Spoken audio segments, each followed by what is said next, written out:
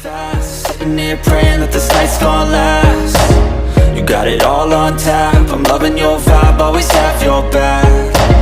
We like all the same tracks, listen all night in the sheets all black. Salam sejahtera Malaysia, selamat datang ke channel Fels Lifestyle. Info padu, info hangat disediakan di dalam channel ini. Tuan-tuan dan puan-puan yang amat dihormati, sebelum ini kita mendengar berkaitan dengan banyak langkah ataupun gerakan untuk menggulingkan kerajaan sedia ada yang ada hari ini ataupun kerajaan perpaduan pimpinan Datuk Seri Anwar Ibrahim. Sebelum ini juga kita mendengar berkaitan langkah Dubai.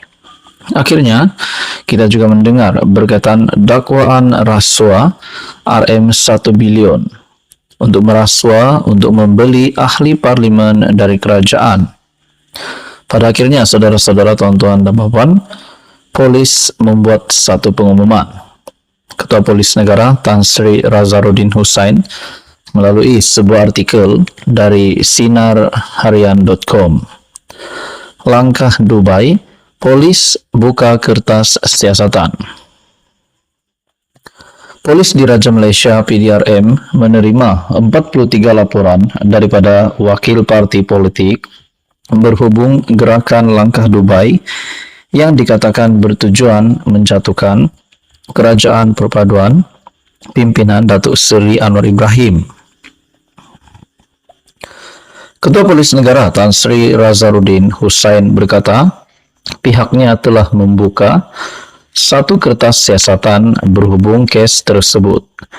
Kes disiasat mengikut Seksyen 124C Kanun Keseksaan, yaitu cubaan untuk melakukan aktiviti yang menjejaskan demokrasi berparlimen. Kes turut disiasat mengikut Seksyen 233 Akta Komunikasi dan Multimedia 1998 dan Seksyen 505 dalam kurungan B Kanun Keseksaan, katanya pada sidang akbar di Bukit Aman di sini pada Selasa.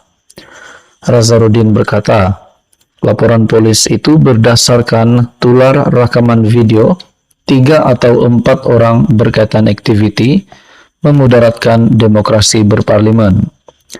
Kita turut mengesan video Raja Petra Kamarudin yang bercakap berkaitan perkara langkah Dubai itu lebih daripada 10 hari tentang kerajaan hendak jatuh. Kami sedang menyiasat video tular menyaksikan 3 atau 4 individu bercakap tentang menukar kerajaan. Beliau berkata, susulan penularan video itu, pihak polis perlu menyiasat, melakukan siasatan, kerana perkara ini mendatangkan kegusaran kepada masyarakat dan mengganggu ketentraman awam. Dulu kita pernah melalui perubahan dalam kerajaan di mana seorang pemimpin parti akan membawa senarai nama kepada yang di Pertuan Agong. Kali ini hanya spekulasi tidak berasas lebih 10 hari sehingga menimbulkan keresahan orang ramai. Oleh itu kita perlu menyiasat perkara itu sebelum keadaan menjadi tidak terkawal.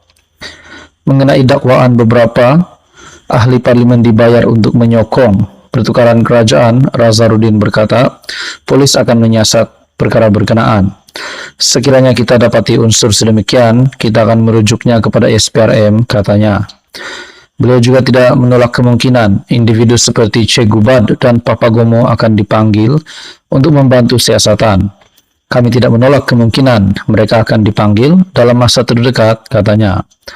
Mengulas mengenai situasi dalam negara berhubung dakwaan itu, Razaruddin memberi jaminan bahawa situasi negara tetap kekal aman.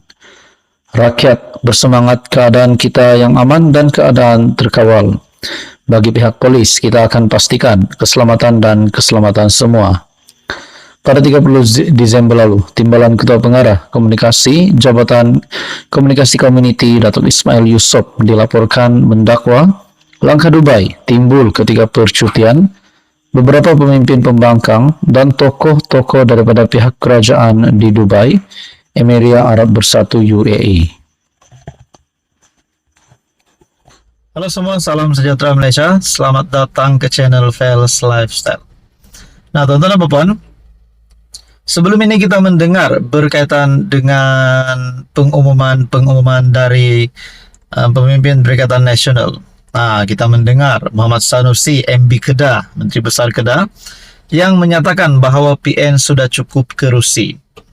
Tapi di dalam komen yang lain, pandangan yang lain, pemerhati-pemerhati politik juga berkata, kalau cukup kenapa tidak buktikan?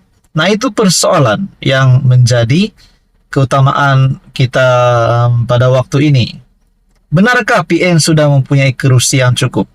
Bahkan sebelum ini blogger Raja Petra yang berkata 120 SD telah mengeluarkan senarai, dan pada akhirnya satu ahli parlimen dari Sabah membuat pengakuan berkaitan dengan SD ini, dan ini pasti menutup mulut ataupun menutup persoalan-persoalan di mana Armizan yang berkata tidak menandatangani SD.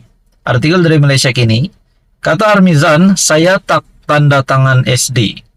Ahli Parlimen Gabungan Rakyat Sabah, Armizan Muhammad Ali, menegaskan bahwa dia tidak pernah menandatangani akuan berkanun SD untuk menjatuhkan pentadbiran Perdana Menteri Anwar Ibrahim. Saya tidak pernah tanda tangan apa-apa akuan berkanun, dan tidak ada siapa dekati saya pun untuk tanda tangan SD. Nah, dengan kenyataan begini saja daripada Armizan sudah menunjukkan bahwa berita SD sudah cukup itu adalah palsu.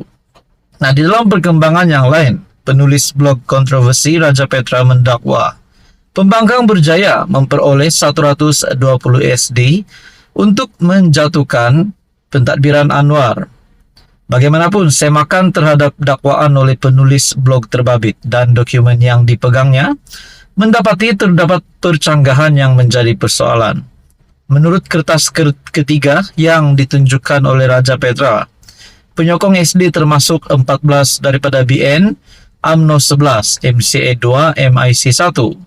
Senarai yang dikatakan itu juga mendakwa Muda, GPS, PBM, GRS, Warisan, dan 3 anggota Parlimen Sabah akan turut menyokong kerajaan pimpinan PN. Selanjutnya, senarai itu mendakwa 3 daripada 5 anggota Parlimen Bersatu yang mengisytiharkan sokongan kepada Anwar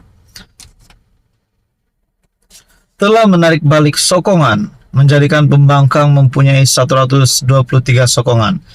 Bagaimanapun, Armizan berkata sentimen sedemikian tidak patut lagi dimainkan kerana ia hanya akan merencatkan langkah negara menuju kemajuan.